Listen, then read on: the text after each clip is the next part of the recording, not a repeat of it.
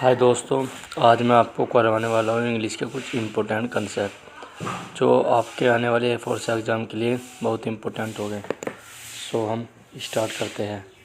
जैसे कि rule number first दिया गया है, कुछ वर्ड ऐसे होते हैं जिनका प्लूरल नहीं बनाया जा सकता क्योंकि वे वर्ड पहले ही प्लूरल होते रहता है। इनसे पहले कभी भी ए या ए एन का यूज नहीं करते। अब आप ये कहें कि ए या ए एन का यूज क्यों नहीं करते, क्योंकि ए एन का यूज हमेशा सिंगुलर काउंटेबल नाउन के साथ किया जाता है और ये प्लूरल होते हैं, तो इसलिए ए या एन का यूज नहीं करते।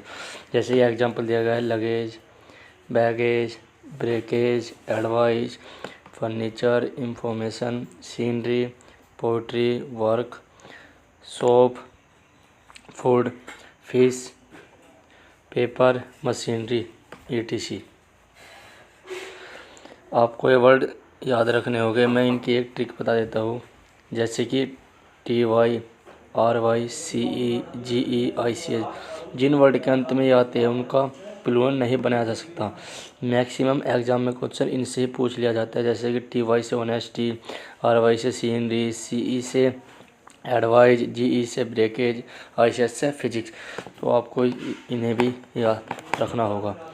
मैं आपको एग्जाम्पल दे देता हूँ। जैसे कि ज़्यादातर एग्ज़ाम में पोइट्री का इस तरह लिख देता है, जो रॉन्ग होगा। पोइट्री का यूज़ सिर्फ इसी तरह से किया जाता है। ये ऊपले वाला रॉन्ग होगा, नीचे वाला राइट होगा। ये आपको ध्यान रखना होगा। इसी प्रकार एग्ज़ाम में सीनरी का भी इसी प्रकार दे देता है कि SCENERIES। ये बिल्कुल रॉन्ग होगा। सो आई होप आपके रूल क्लियर होगा। तो हम नेक्स्ट रूल पर चलते हैं। जैसे कि रूल नंबर 2 दिया गया है, जो मैं आपको ये वर्ड बताने वाला, ये वर्ड ऐसे होते हैं जो हमेशा ऑलवेज सिंगुलर फॉर्म में यूज किए जाते हैं। जैसे कि mathematics, news, ethics, politics, phonetics, economics, statics, measles, mumps, rickets, billiards, innings और वर्ड सिंगुलर फॉर्म। ये सारे शब्द सिंगुलर फॉर्म में यूज किए जाते हैं, पर एग्जाम में आजकल इनसे हट के रूल पूछा जाता है, जो आपको मैं बता देना चाहता हूँ। जैसे कि यदि इनसे पहले पजेसिव एडजेक्टिव यूज करते हैं तो इनका प्लूरल बना सकते हैं। पजेसिव एडजेक्टिव होता है जैसे कि हम अपने की अंग्रेजी नहीं होती, आई की, माई, वी की अवर, यू की ओवर। तो इसी प्रकार अब मैं आपको एग्जाम्पल से क्लियर करवा देता हूँ। जैसे कि एग्जाम्पल दिए गए हैं। Example number first, mathematics is a subject. तो ये बिल्कुल राइट होगा। नंबर 2 सब्जेक्ट दिया गया है। Number 2 example, my mathematics are not good. तो आप इसे रॉन्ग नहीं कर देना कि देखा कि मैथमेटिक्स है, मैथमेटिक्स साथ सिंगुलर वर्ब का यूज किया जाता है, तो आप इसे गलत कर दे। आपको देखना होगा कि इससे पहले पजेसिव एडजेक्टिव यूज किया गया है, तो ये सेंटेंस बिल्कुल राइट होगा। ऐसी एग्जाम्पल नंबर 3 देखते हैं, his physics are not very bad. तो ये भी बिल्कुल राइट होगा क्योंकि पजेसिव एडजेक्टिव दिया गया है हिज, और इसके बाद फिजिक्स और प्लूरल वर्ब का यूज किया गया है, जो बिल्कुल राइट होगा। और रूल नंबर 4 भी बिल्कुल राइट होगा। Example, physics is not very bad. I hope आपको रूल क्लियर हो गया हो। तो हम नेक्स्ट रूल पर चलते हैं। जैसे कि रूल नंबर 3 दिया गया है, some noun have the same from whether singular और प्लूरल। ये नाउन ऐसे होते हैं जो सिंगुलर और प्लूरल फॉर्म में एक जैसे यूज करते हैं। जैसे कि ship, deer, series, species, fish, apparatus. Apparatus से मीनिंग होता है उपकरण। यह बहुत इंपॉर्टेंट है, कई बार एग्जाम में पूछा भी गया है। आपको एग्जांपल दे देता हूँ। जैसे कि 1 शिप, ए डियर, 2 डियर, 2 शिप। इनके साथ कभी भी ऐसे ही नहीं लगा। जैसे कि आपको एग्जाम में इस तरह दे देगा, 2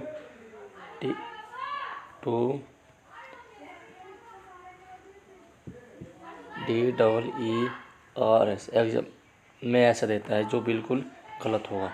सो आपको ध्यान रखना होगा। इसी प्रकार एक एग्जांपल और मैं क्लियर करवा देता हूँ आपको। जैसे कि ऐसे देगा, THREE 3 ऐसा लगा देगा, जो बिल्कुल गलत होगा। इसके साथ एस का यूज नहीं किया जाएगा।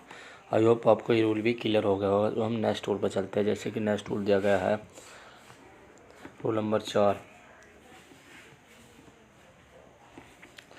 सम word are use only plural form. कुछ वर्ड ऐसे होते हैं जिसका यूज हमेशा प्लूरल फॉर्म में किया जाता है। जैसे कि cattle, people, police, electorate, poultry, trousers, स्कैकर्स, spectacle, binoculars, crackers, swine, gentry, clergy. इनका यूज हमेशा प्लूरल फॉर्म में किया जाता है। जैसे कि एग्जाम्पल में तुम्हें इस प्रकार देगा जी, टू,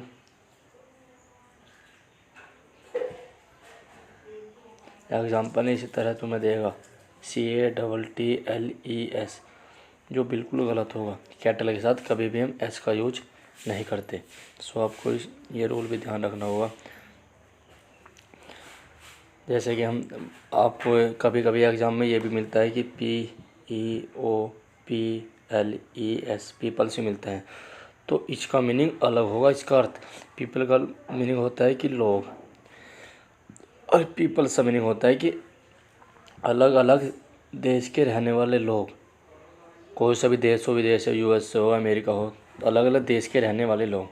सो आई होप आपको ये रूल भी क्लियर हो गया होगा। जैसे हम आपको एग्जांपल दे देता हूँ। एग्ज़ाम में इस तरह यूज किया जाता है GENTRIES,